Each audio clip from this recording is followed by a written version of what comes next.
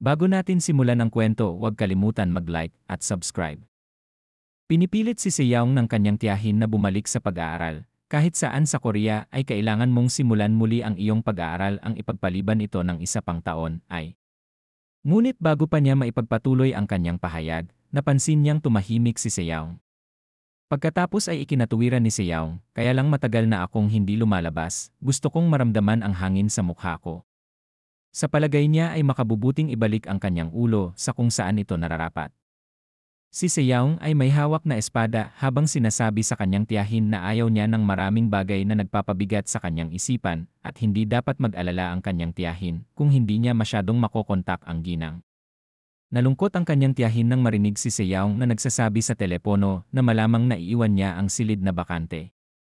Kahit na nag-aalala ang ginang, pinayagan pa rin niya si Sejong at sinabi niya kay Sejong na kailangan niya itong kontakin paminsan-minsan para hindi siya masyadong mag-alala. Sumang-ayon si Sejong sa kanya at ibinaba ang tawag. Mula sa pananaw ng isa, si Junhyuk ay tumatawag kay Changsu at siya ay sumisigaw sa telepono.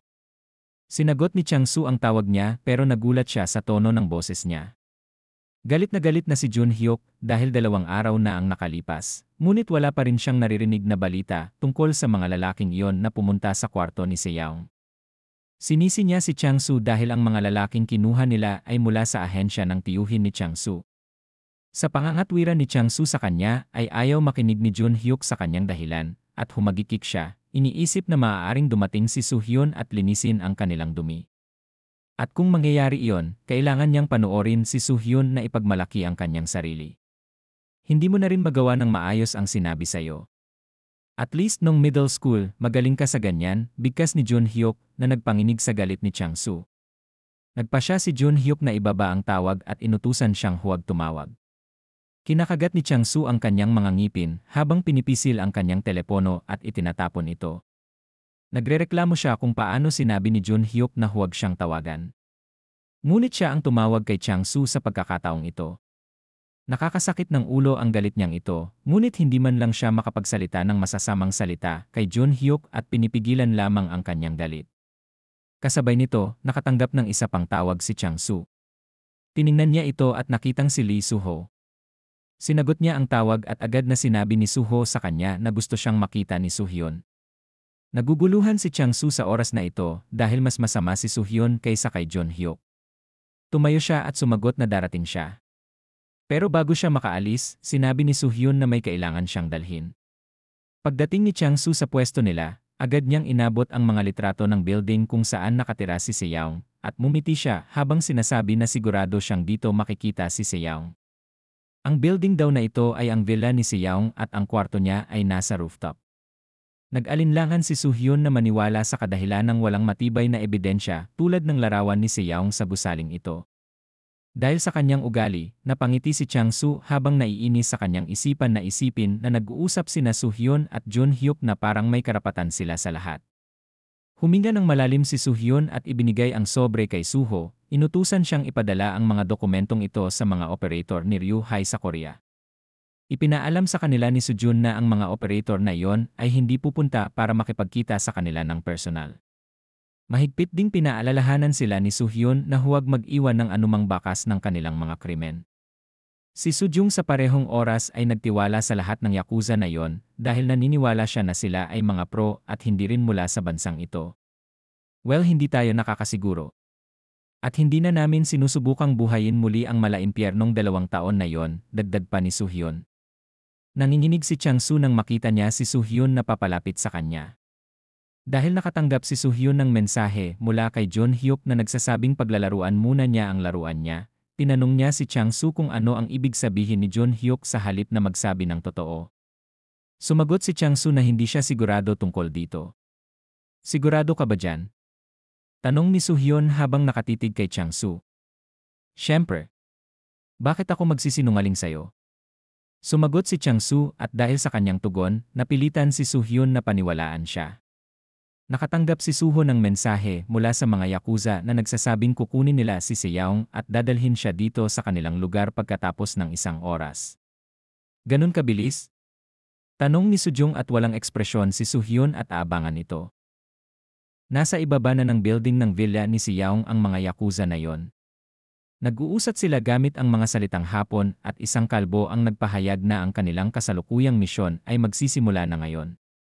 Agad silang pumunta sa rooftop at pinaalalahanan ng kalbo ang kasamahan niya na 18 taong gulang na bata ang target nila. Ngunit nang makita nila ang madugong paligid, napagpasyahan nila na hindi nila dapat masyadong baliwalain. Magsisimula na ba tayo? Sambit niya habang nakahawak sa kanyang pulso. Tinapik ng kasamahan niya ang balikat niya na ikinataranta niya. Lumingon siya para itanong kung ano ang nangyari. Ang mas matapang na lalaki na nagngangalang Kenta ay tahimik lang habang sinusubukang amoy ang lugar. Nararamdaman niya ang masamang aura na nagmumula sa silid ni Seyaong at naniniwala siyang may mabangis na hayop na nakatira sa rooftop na ito. Nataranta ang kalbong lalaki at nag-alinlangan siyang maniwala na si Seyaong ay nag-aalaga ng aso. Dahil sa sobrang tahimik, itinutuwid siya ni Kenta na hindi ito aso, kundi isang mabangis na hayop. Kenta, walang mabangis na hayop na nakatira sa gitna ng lungsod. Sinasabi mo bang may wolf siya? Isang lobo doon o ano? Tanong ng kalbo, sagot naman siguro ni Kenta. Ngunit gayunpaman, ang kalbong lalaki ay patuloy na naglalakad patungo sa silid ni Seyaong. Habang nakasunod si Kenta sa likod, masunurin naming tinutupad ang aming misyon, confident na sabi ng kalbo at inihanda ang sarili na sipain ang kwarto ni Seyaong. Ngunit pagkatapos, bago pa niya magawa ang isang bagay, malakas na sinuntok ni Seyaong ang kanyang pinto, dahilan para masira ito. Natigilan ang kalbong lalaki habang si Kenta ay nagangalit ang mga ngipin dahil sa inis, tumutulo ang pawis sa noo at nasa likod siya ni Seyaong. Habang si Seyaong ay nakatayo lang. Lumingon si Seyaong at nakita niyang nakakuyom na ang kamao ni Kenta at sumugod kay Seyaong. Habang sumisigaw, sinuntok niya ang ulo ni Seyaong at napatulala siya. Dahil di man lang tumalab ang suntok niya kay Seyaong. Nanginginig ang kanyang kamao at sa sandaling ito, itinaas ni Seyaong ang kanyang braso at ikinuyom ang kanyang kamao at sinuntok ng malakas si Kenta. Dahil sa malakas na puwersang ginawa niya, nauntog si Kenta sa sahig na naging dahilan ng pagkalukot ng lupa. Tinutulak niya ang kanyang kamao sa mukha ni Kenta, at nang tanggalin niya ang kanyang kamay, dumudugo ang ilong ni Kenta at nasira ang kanyang mga ngipin. Ang kanyang buong mukha ay literal na binugbog ni Seyaong na nakatayo, at siya ay nagtagilid ng mata upang makita ang kalbong lalaki. Nagulat ang kalbo nang makitang walang malay si Kenta. Duguan din siya, nanginginig na siya sa takot. Ibinaba ni Seyaong ang kanyang ulo, at ang kalbo ay natakot sa kanya at hindi makagalaw kahit isang pulgada. Kasabay nito, si Suhyun kasama sina Sujong, Changsu at Suho ay nasa kanilang lugar pa rin. Bakit hindi mo sinamahan yung iba? Tanong ni Suhyun habang kaharap ang kasamahan ni Kenta. Kumpiyansa ang lalaking ito na madaling madadala ng dalawang iyon si Seyaong sa kanila. Ang pangalan niya ay Takashi. Japan Three Paths Association Loan Sharking Division Pro sila sa mga pro. No need to worry at all, sabi niya. Ngunit medyo nagdududa pa rin si Suhyun. Nakatanggap ng tawag si Takashi at nang tingnan ay galing ito kay Kenta. Sinagot niya ang tawag at nagsalita gamit ang wikang Hapon. Sabi ko, wag kang tatawag ng walang dahilan, sabi niya. Without knowing na si Seyaong pala ang tumatawag sa kanya gamit ang phone ni Kenta. Dahil sa kanyang wika, nalaman ni Seyaong na ang mga taong ito ay mga Hapon. Nataranta si Takashi nang marinig ang boses ni Seyaong at tinanong niya kung sino ito. Ngunit tanging si Kenta lang ang kanyang narinig na sumisigaw sa sakit at humihingi ng tulong. Napatulala siya dahil hindi siya makapaniwala na ang Kenta na kilala niya ay isang malakas na tao at hindi matatalo ay sumisigaw na sa sakit. Kinagat niya ang kanyang ngipin at naiinis na. Nasaan ka, tanong ni Seyaong at dahil hindi sumagot si Takashi, ginamit ni Seyaong ang paa niya at itinulak ito sa dibdib ni Kenta.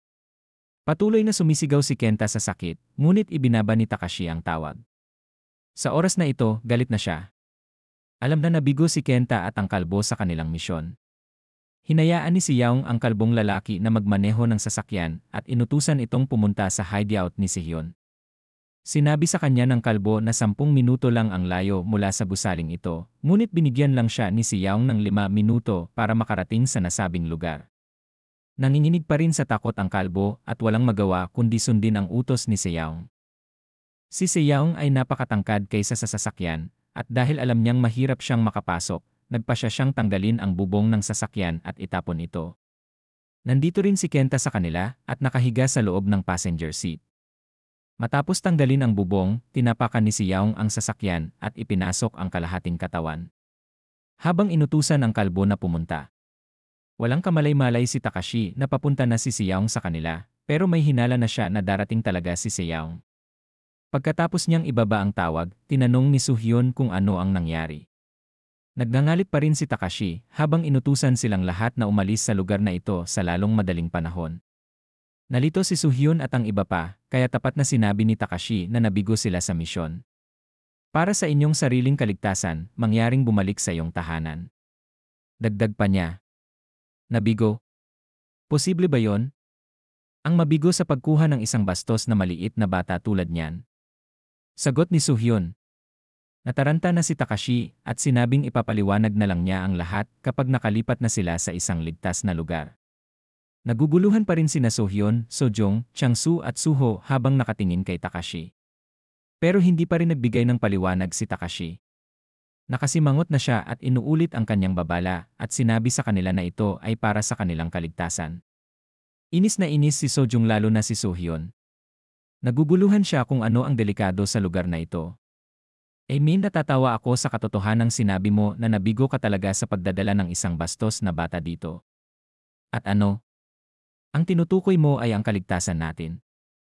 Sa tingin mo gusto kong pag-usapan ang tungkol sa kaligtasan? Napasigaw si Soo-hyun sa galit. Bigla na lang may narinig silang sumigaw kaya nagulat silang lahat. Nauutal na sabi ni Takashi na nandito na siya. Nakarating talaga si Yaong sa kanilang lugar at walang takot siyang nakatayo sa labas ng gusali habang bitbit ang espada sa kanyang likuran. May isang sasakyan na sobrang bilis ang takbo kung saan nakasakay si Yaong. Paghinto ng kanilang sasakyan, agad silang napansin ng mga tao. Habang pababa si Yaong ng sasakyan, maraming tao ang kinukunan siya ng litrato. Tinanong niya ang kalbo kung anong floor sila. Tinitigan siya ni Yaong pabalik na may seryosong ekspresyon. Ang kalbo ay nanginginig habang pinagpapawisan at sinabing nasa 8th floor. Pagtalikod ni Yaong agad niyang inutusan ang kalbo na pangunahan ang daan. Habang kinakabahan sumagot ng yes ang kalbo. Nagsimula si Yaong maglakad habang dala niya ang kanyang malaking espada sa likod niya patungo doon. Maraming tao ang kinukunan siya ng video na akala ng iba ay nag-shot sila ng movie. Habang ang ibang tao sa gilid ay may napansin sa sasakyan ni Yaong, isang tao bugbog sarado, duguan ang mukha, at basag-basag ang ngipin, at na-realize nila na napakadelikado ng taong ito, natakot ang mga ito kaya nagsigawan ang mga tao. Balik sa grupo ni Soo-hyun, nagsimula silang magpanik at sinabi ni Takashi na may 3 hagdanan patungo sa labasan. Tinanong ni Sojong kung saang hagdan sila dadaan, sinabi ni Soo-hyun na kailangan nilang maghiwa-hiwalay para sa kaligtasan. Ngunit hindi sumang-ayon si Sojong at minungkahi ni Changsu na magsama sila kasama ang lalaking Hapon dahil po protektahan sila nito. Ngunit ang kanyang mungkahi ay hindi pinansin ni Soo-hyun at sinabi ni Soo-hyun kay Suho na kunin niya ang isang hagdan sa likod at ang isang hagdan naman kay Changsu, walang pag-aaksaya ng oras, lahat sila ay tumakbo palayo. Habang sila ay papaalis niyaya ni Soo-hyun si Takashi na sumama sa kanila at sumang-ayon naman ang Hapon dahil ang dalawang ito ang may contract sa kanila. Habang si Changsu di pa rin makapaniwala na tinanggihan siya ni Soo-hyun, naiinis siya kaya napagpasyahan niya na rin niyang tumakbo umaasang makakalabas ng ligtas. At makikita si Yaong na umaakyat sa hagdan, habang si Changsu ay galit na galit di makapaniwala na tinanggihan siya ni Soo-hyun, habang siya ay tumatakbo hindi niya namalayan na mayroong anino sa harap niya at bigla siyang nagulat. Habang ang iba ay nakarating sa labasan kasama ang mga pulis. Kung nagustuhan mo ang video na to, huwag kalimutan mag-like at subscribe para updated ka lagi sa mga bago nating video.